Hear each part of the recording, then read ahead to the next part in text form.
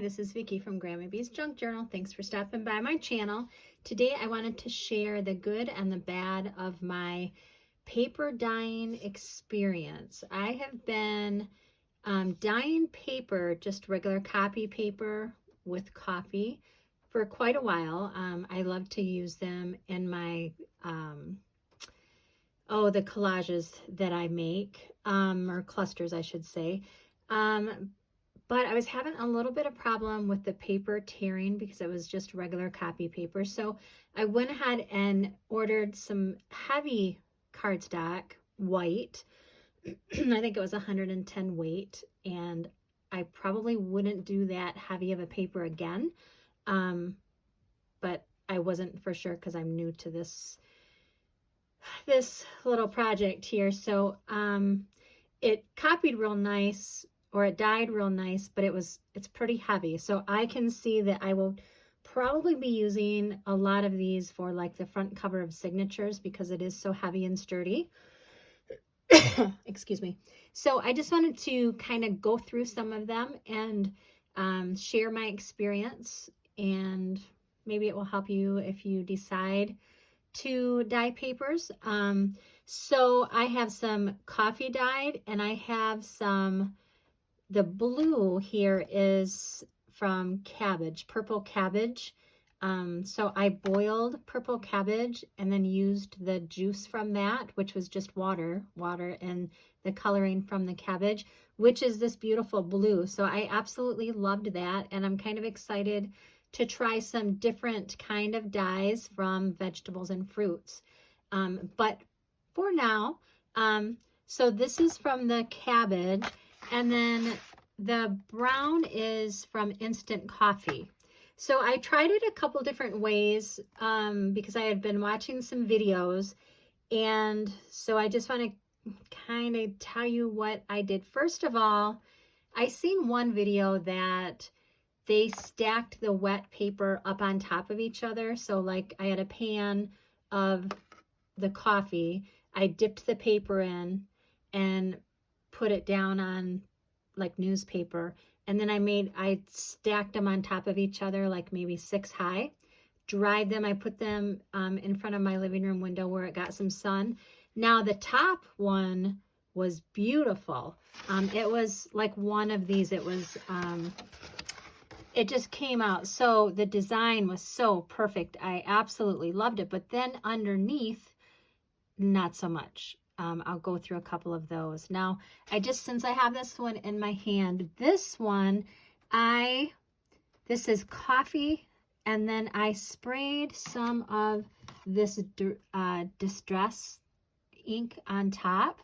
I think this was actually like a blue, so I just grabbed this one to show you what the bottle looked like. But I bought a whole set of these from Amazon. I think there's probably 8, 10, something, maybe a dozen of these little bottles in different colors. But I think I'm just seeing a blue tint. So I think it was actually a blue ink that I sprayed. But this is the kind of ink that I used on some of them.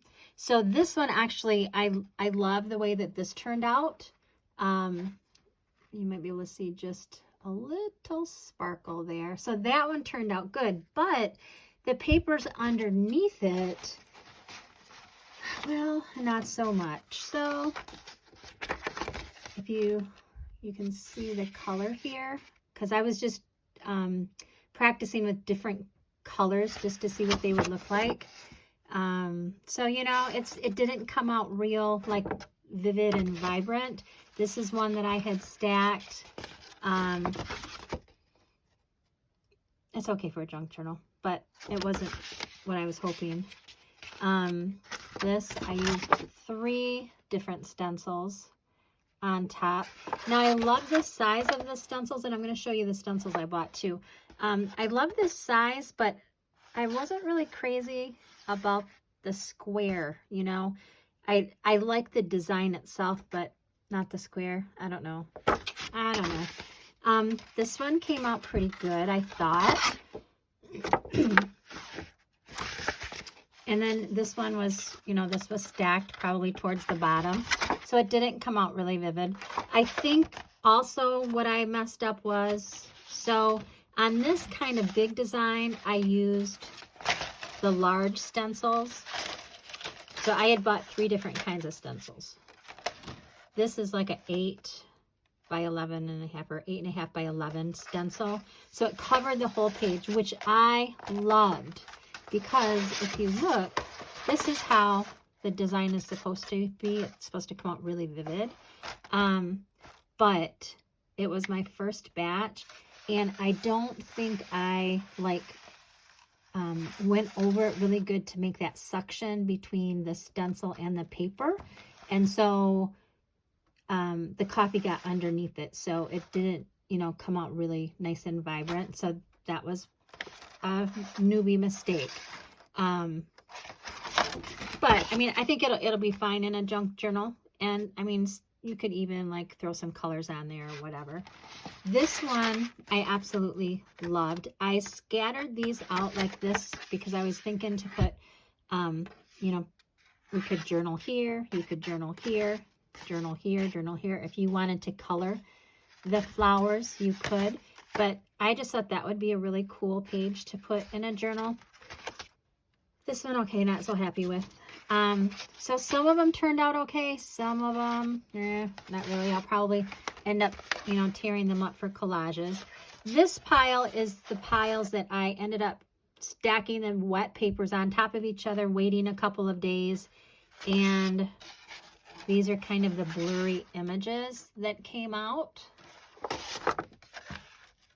You know, not so great. Not so great. The ink or the coffee went right underneath that stencil because I did not lay it out flat, you know, make that seal nice and tight between the stencil and the coffee. This is one that, you know, I had put the stencil on. I thought it was good and tight, and then I just sprayed that ink on top. Yeah, not really to my liking. And then this one as well. Don't like that at all. But there are a few that I do like. So let's see. I went through this pack or stack. All right. So I really liked that one. Let's see. So here was the other thing that I wanted to make, just bring up was, so this was the first day using the coffee when it was, you know, first made, nice and dark. This one was made with the coffee a couple days later because I had some coffee left over. So I dumped it into a jar, labeled it, and just sat it out for a few days. And then I came back to it and I wanted to finish up this job. So I used it, and you can tell the color is much lighter here than it is here. So that was interesting to note. Okay. And here's another one. This was from my first batch.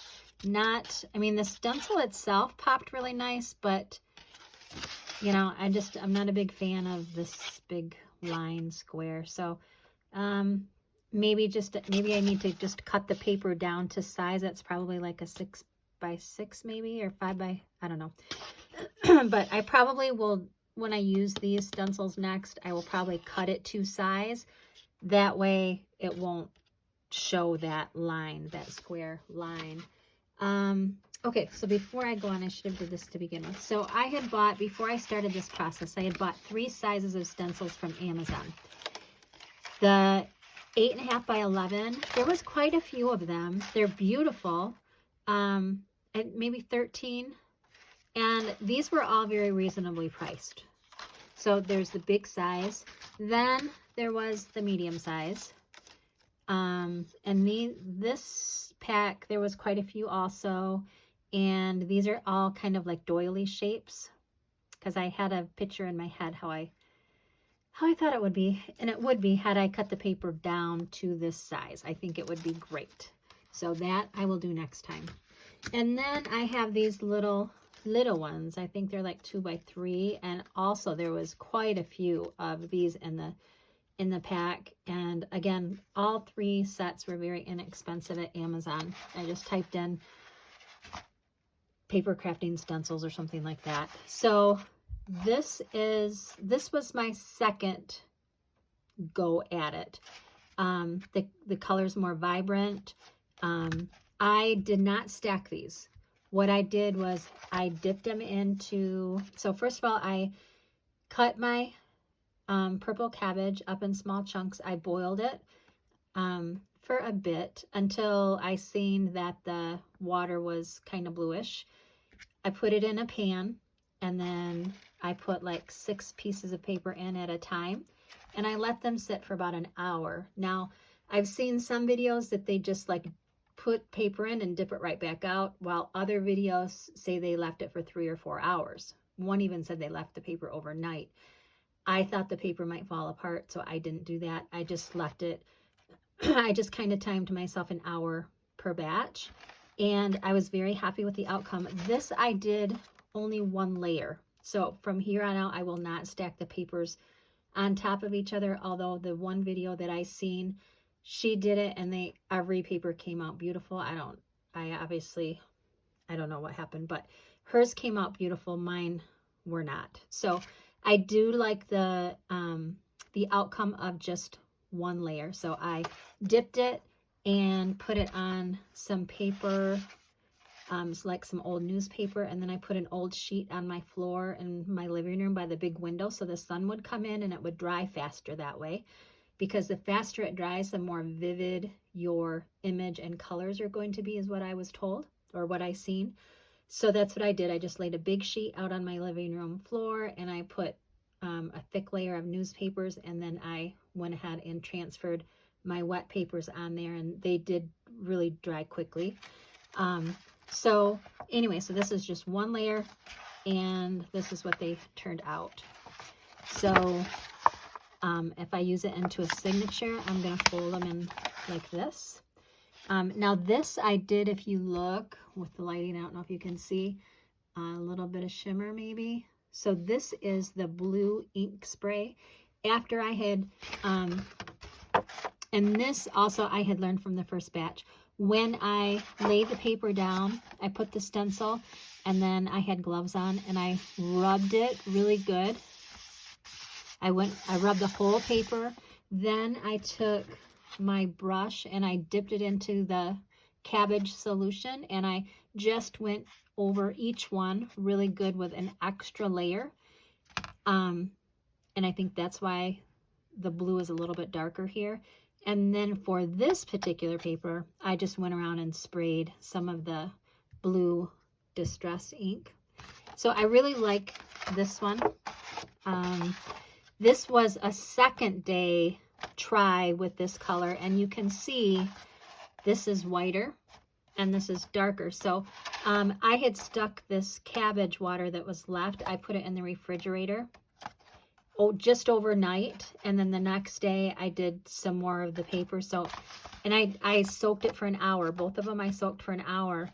But as you can see, the longer you have the solution, I think the color is going to diminish a little bit. But I did go over, I went over this stencil image with with my brush again, with an extra layer of the juice. And obviously that worked because it come out.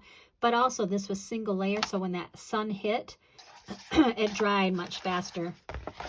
So, and also with this 8.5 by 11, there's just a tiny little border, which I thought was kind of cool. So, and if you hear that, it's pretty thick paper. So I'm going to change my paper weight. Although, I mean, this will be fine for like a cover of a signature. This will actually be great.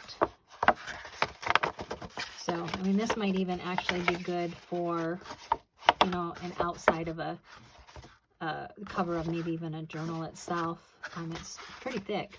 So anyways, I just want to show you, these are some of my better ones, and I wanted to show you the stencil designs because I think they are so pretty. This is probably my favorite one with the butterfly.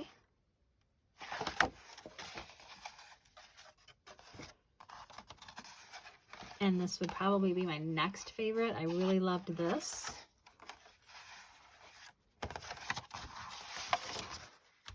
And let's see. Yeah, so these were lighter. much lighter. Okay. So that is my cabbage dyed. And then this is just, I didn't put any stencils on it. And this is what, just the plain dipping into the cabbage solution. And then I took some of that Distress ink and I just kind of sprayed it on. So I do like that look. I don't know if you can see the shininess. And this was my first time playing with these inks too. So it was all a new experience for me, and I did learn along the way. So I was happy for that experience. I did try some doilies. My first batch, I tried the doilies. I think they were underneath. I'm not for sure, but they didn't come out very dark. I like it. I think it's, I think it's cool. I just wish it would have been darker. So maybe I should have left it in the liquid longer, and maybe that would have done the trick. But this one, I put 3 of the small ones, kind of layered them. And then this one was this was an actual regular doily, a lace doily. So I wanted to try that. And then when I was done, I had these paper doilies that were covered. I don't know what I was thinking. I almost threw these away, and I went, whoa, whoa, whoa, what am I doing? I can definitely use these in my journals. So these actually dried very nice. And so, you can, if you were to do this, you could also, you could throw any paper. You could throw envelopes in there. You could throw, ledger paper or any kind of papers that you're using for your junk journal. Again, we were having a St. Patrick's Day dinner. My husband likes to cook, and so he was making the corned beef and cabbage and all of that. And I had seen the video, and I said, "Can you please buy the purple cabbage this year?" Because he does most of the. He's retired, but he was a cook his whole life at university, so he loves to cook, and so he was making his traditional St. Patrick's Day dinner for us. And so this year he bought me the purple cabbage, and I was able to use half of it for this little experiment. So if you haven't tried it, do so. I did, another thing maybe I should have done, because I seen this after the fact, was some people were putting baking soda in the solution, and I'm thinking that brought the colors out more vivid. So I will probably try that next. The other thing I'm going to try is beets and avocado. I see that avocado makes like a reddish, rusty, really pretty color. So I am going to try both of those, and onion skins, because that makes a nice yellow color. And basically you're just throwing them in a pot of water and kind of boiling them until you see that color. So I am going to try those. And I wanted to also show you, these are the 3 sizes of stencils. So you have the larger ones. These are like, the 8.5 by 11. And then you have these. And then you have these smaller ones. These were probably my favorite because they covered the whole page. But I really loved these as well. And I could see, I want to make journaling cards with these. And that was kind of my initial reason to buy these. So the next time I do some dyeing, I'm probably going to focus on just journaling cards, because I think that would be really pretty to do that. So anyways, I just wanted to share my experience and show you the good and the bad. Sometimes it works, sometimes it don't, but I think out of all of this, I did get quite a few nice ones. So anyways, I hope you've gotten something out of this. I would appreciate if you could give me a like and maybe a subscribe, and you all have a wonderful day. Bye-bye.